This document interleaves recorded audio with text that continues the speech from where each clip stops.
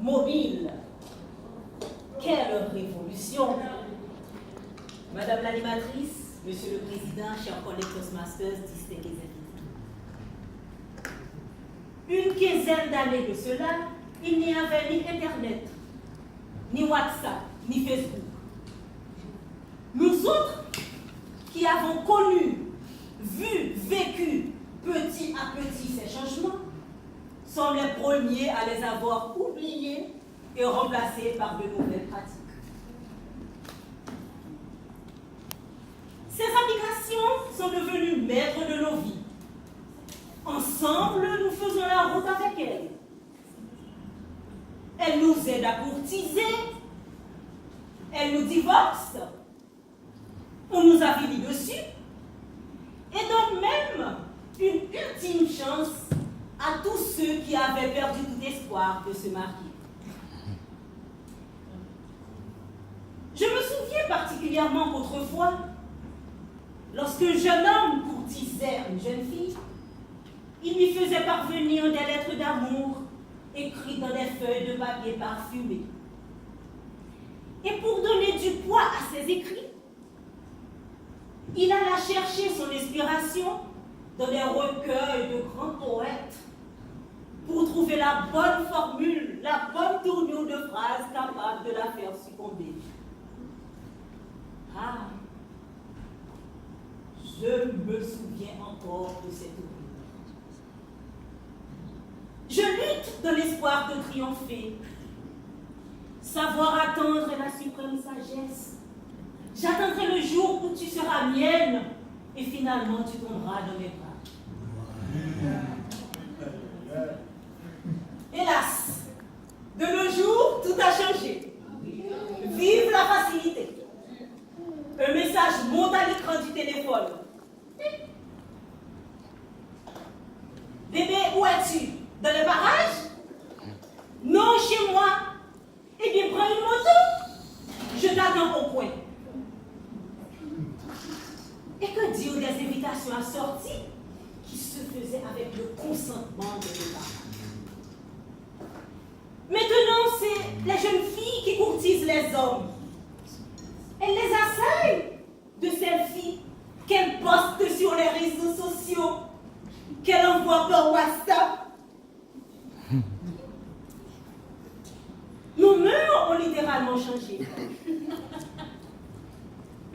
Je me souviens encore que toutes les parties intimes d'une femme étaient des choses sacrées, impossible de les voir, même les toucher sans une union soudée par les liens du mariage. Si je vous dis, mes chers amis, vous n'allez pas me croire. Dis non. Un jour, j'ai été scruter le portable de mon mari et je suis tombée sur une photo. Une photo que je n'ai pas souhaité regarder, mais qui s'est imposée à moi avec une telle violence. Ce qui m'a valu une semaine à l'hôpital, suivie d'une séparation précoce. Quel scandale! Ce jour, j'ai été littéralement choquée, indignée, écœurée, scandalisée, horrifiée. Mais je m'étais dit qu'il ne fallait pas rester les bras croisés, que je devais partager mon indignation sur les réseaux sociaux, car de nos jours, plus besoin de gagner les rues, pancarte à la main, me enflammer sous peine de se faire sanctionner par la police. Le linge sale se lave sur Facebook.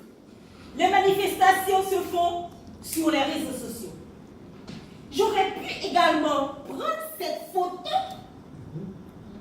et la faire chanter en lui disant, madame, si je prends cette photo et que je la poste, je ferai de vous une femme populaire.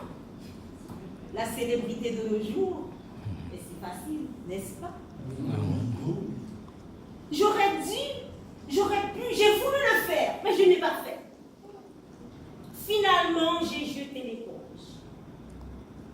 Parce que je devais sauvegarder, préserver ma réputation de femme mariée, de femme distinguée.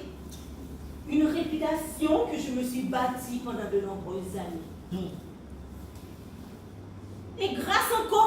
technologie, nous sommes devenus des spécialistes du mensonge. Pas même besoin d'avocat pour nous défendre. N'est-ce pas vrai?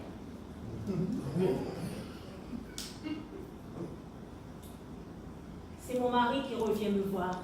Il revient à la maison, une semaine plus tard, me suppliant à genoux de le voir, de l'écouter, en me disant, ma chérie, mais cette photo ne m'était pas destinée. D'ailleurs, je ne la connais même pas. Elle s'est trompée de destinataire. Il s'est défendu avec une telle conviction qu'il a fini par me convaincre. Ainsi, la technologie nous tient tous occupés. Tous les jours, nous transportons deux téléphones portables, une tablette, un ordinateur portable.